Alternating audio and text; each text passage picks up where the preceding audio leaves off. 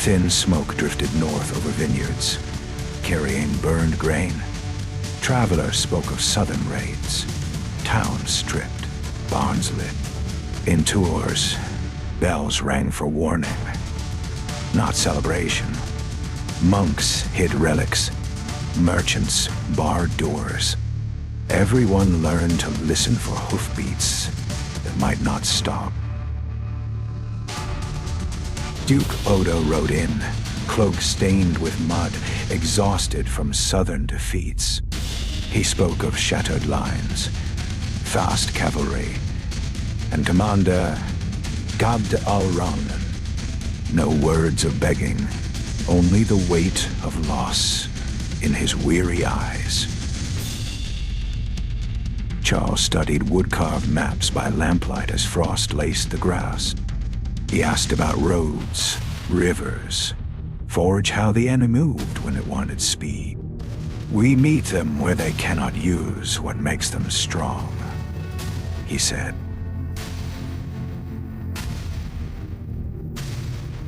Farmers arrived with axes, hunters with spears. Charles drilled them on cold mornings. Lock shields, brace feet, keep the line. Do not chase, he repeated until the words felt carved into bone. Some grinned, dreaming of pursuit. Veterans nodded.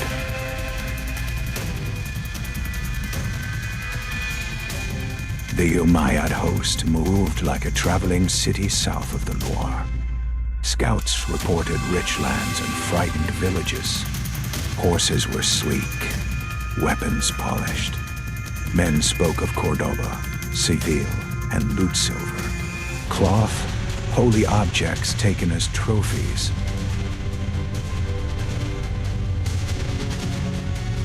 The chosen ground lay between Tours and Poitiers. Uneven approaches, wooded edges.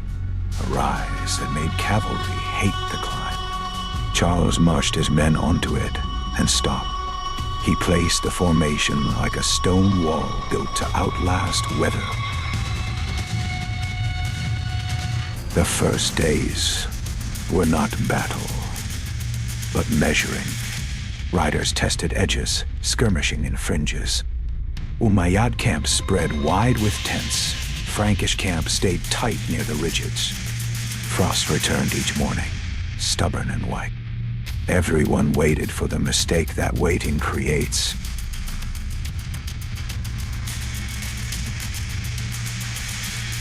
Forage grew harder for the Umayyads. Horses needed feed. Land offered less. Parties rode farther, returned later. Sometimes missing men. Frankish harriers stung them at edges, never committing. Confidence remained, but it gained a thin crack. Impatience whispered. The cold was a second enemy for the Franks. Men shifted weight to keep feet from going numb. Spear shafts felt like frozen branches. Yet, the line held. Because holding was the whole plan. Priests walked behind ranks, murmuring prayers like steady breathing. Dawn brought movement. Tents emptied. Saddles tightened. The Umayyad host formed with practiced order. Commander Abd al-Rahman rode the line, visible to gather courage. Across the field, Frankish officers signaled down ranks. Shields lifted, spear points angled forward.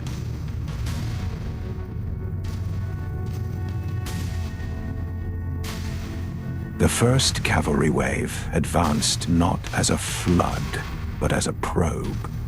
Hooves drummed the earth, then slowed as the ground rose unevenly. Riders met wood and iron. Spears caught horse chests and rider legs. Shields shoved back. A horse screamed, disrupting the line behind it. A second charge came harder, expecting fear to loosen the wall. Frankish feet stayed planted. Impact shook arms numb, rattled teeth. A front-rank man fell, crushed, but the second rank stepped into his place without looking down. Arrows began to speak. Umayyad archers sent shafts into the block, searching for faces, throats. Shields took many hits with dull knocks. Some arrows found flesh.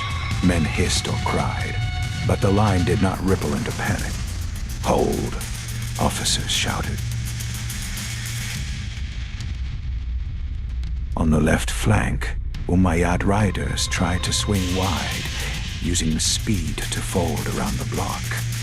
The trees, an uneven slope, broke their momentum. Frankish spearmen angled outward, forming a hooked edge. A rider pressed too close and caught a spear point. Midday light was pale as sunlight through cloth. The battle grew louder. Umayyad's blended cavalry thrusts with infantry pressure, trying to make the wall breathe too hard. Frankish shields splintered, spear shafts snapped. Men rotated ranks without breaking formation.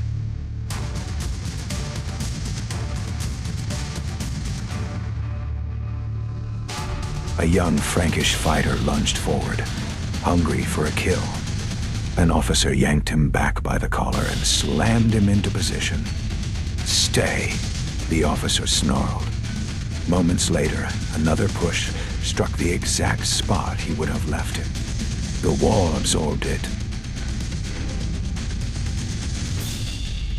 Frankish infantry held firm against repeated Umayyad cavalry charges. The wall did not break. Men stepped into fallen spaces as if trained by stone itself. Each charge found the same stubborn shape, repaired without hesitation. The Frankish center bowed slightly under heavy assault, a dangerous curve. Franks behind pressed forward, pushing the bend back into line. Bodies piled where pressure was worst fallen horses, men tangled with shields. Breath became steam and sweat froze at collars. A small Frankish detachment slipped into the woods, moving like hunters. They targeted the Umayyad camp, the loot, the tethered horses. They knew, threaten the spoils, and the spine of discipline begins to bend. They reached the camp edge and struck fast. Tent ropes cut. Fire started where dry cloth would catch. A horse panicked, bolting through lines of gear. Shouts, erupted guards scrambling. Men rushing to protect silver and cloth. A rumor raced through Umayyad ranks. The camp is being robbed. Some men peeled away to protect what they believed was theirs. Officers shouted them back, but noise and fear swallowed commands. The retreat began as a drip of bodies turning the wrong direction.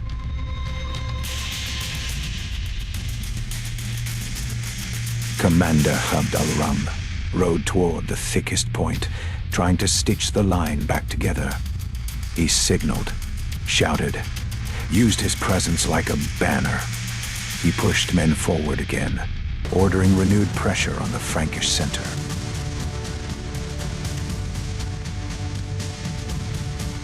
Time fractured in the crush, near the center.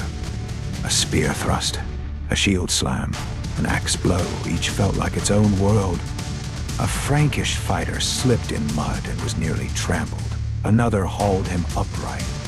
The Umayyad push faltered for a breath. Franks used that breath to reset.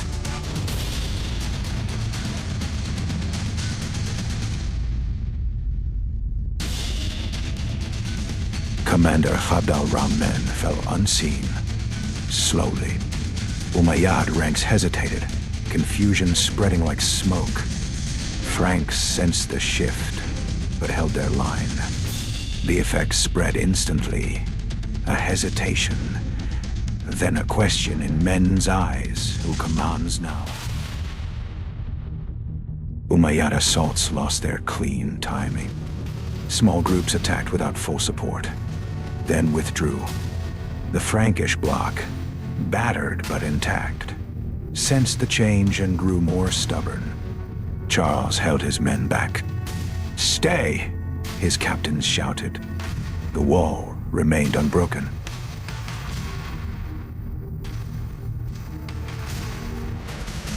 Night fell.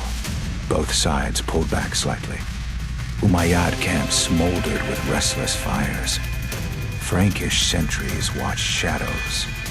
No celebration, only exhaustion and the weight of survival. The battle was not over, only paused by darkness. Frankish wounded groaned softly in camp. Charles walked among captains, speaking low. He did not promise easy victory. He promised only that the wall would still be there in the morning. Across the way, the Umayyad camp was restless.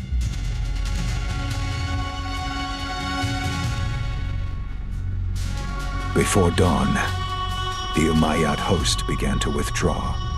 Not in a panic stampede, but in a careful retreat, quiet, determined to save men and what they could carry. Fires were damped. Tents came down. Horses were led rather than ridden loudly.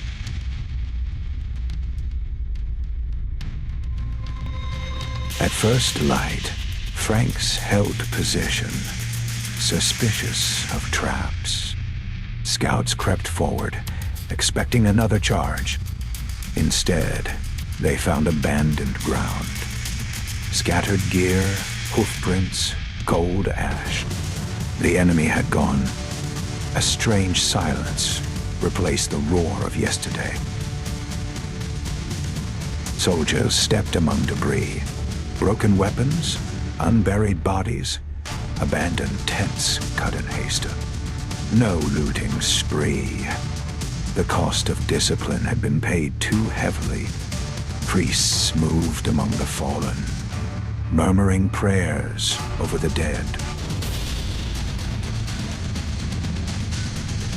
Umayyad riders moved silently through moonlit woods, leading wounded horses. Frost crumbled under their boots as they retreated toward the south. They carried wounded men and what spoils they could salvage. Survival demanded movement, not mourning.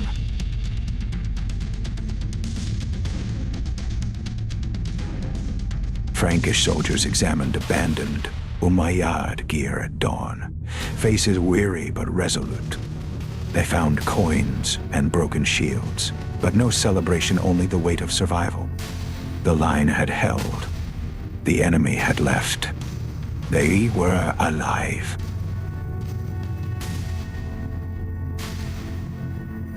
Monks moved through the cold battlefield at night, binding wounds with linen under searchlight beams.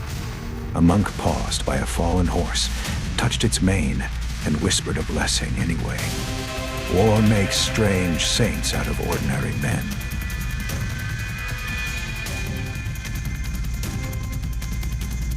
A veteran cleaned his blade with grass, staring at the southern road.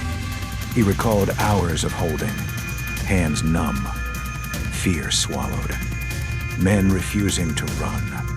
He knew the truth was uglier and slower. Not a single decisive blow, but hours of discipline against the cold. A young Umayyad rider limped southward, glancing back at the silent battlefield. He felt anger, but also respect. Those men had not fought like frightened villagers. They had fought like a wall that understood cavalry. The north was colder than any map could explain.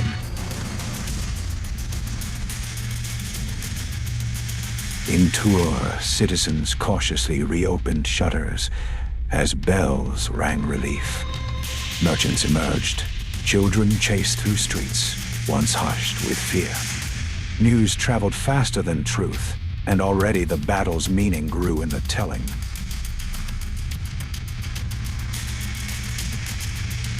Charles received envoys in a damp wool tent. discussing patrols and wounded as oil lamps cast long shadows. He spoke of borders and logistics, not prophecy. Yet men looked at him differently now. He had proven a method, patient positioning, disciplined infantry.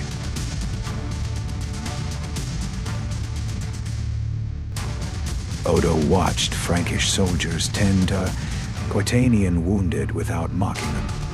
He realized alliances were not just treaties. They were shared fear and shared work. Pride stung, but survival taught humility better than sermons. Crows descended on the blood-soaked field, pecking at abandoned gear and fallen horses under the cold moonlight. Graves were dug. A father searched among faces for a son, and found only a familiar cloak. He held it to his chest without speaking. The ridge where Franks stood became hallowed ground. Survivors traced the shape of their formation in the frost, whispering the word hold, as if it could still stop the wind. The battle's meaning stretched beyond the day itself. Leadership shifted in Umayyad camp as news of commander's death spread. Officers adjusted plans, but unity frayed. Strategic caution replaced boldness. Winter bit deeper. The frontier remained active, but the cost of overreach was clear.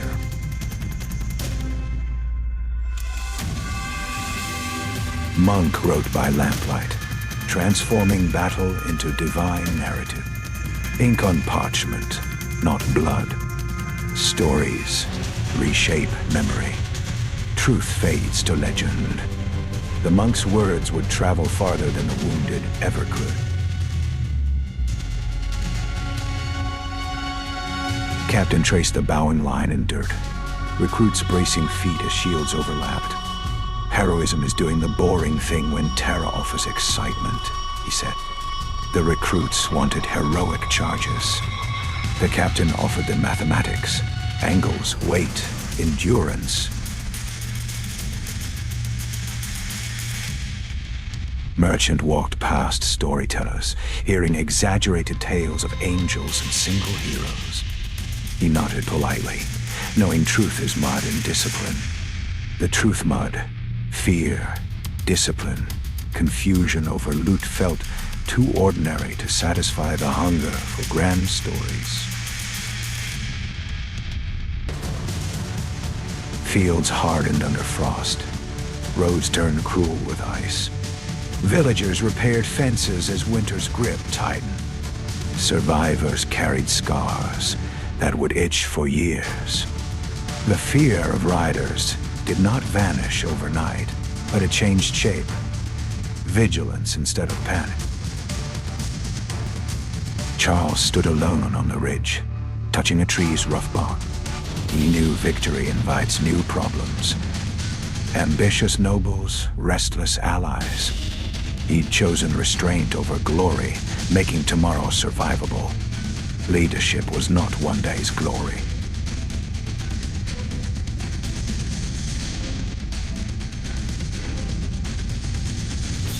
A widow folded a soldier's cloak by lamplight, reading a terse message sheet. The battle's name meant nothing to her at first. The loss meant everything. She placed the cloak near the hearth, where warmth could not change what happened. Children mimicked the Frankish war with sticks, shouting "hold," as elders corrected their stance in the frosty field. Memory became training. Training became habit. Habit became readiness. The battle remained alive in posture and practice. Travelers crossed the same roads, carrying goods and stories. Borders did not turn to stone. Conflict persisted, but so did contact. The battle at Poitiers was a heavy moment in a shifting landscape, not a single conclusion. Spring grass pushed through dried blood on the ridge. Birds sang where hooves once thundered. The land remembered. But the ridge looked ordinary again. Survivors would say, "We held because we had to." And because we held, the story continued.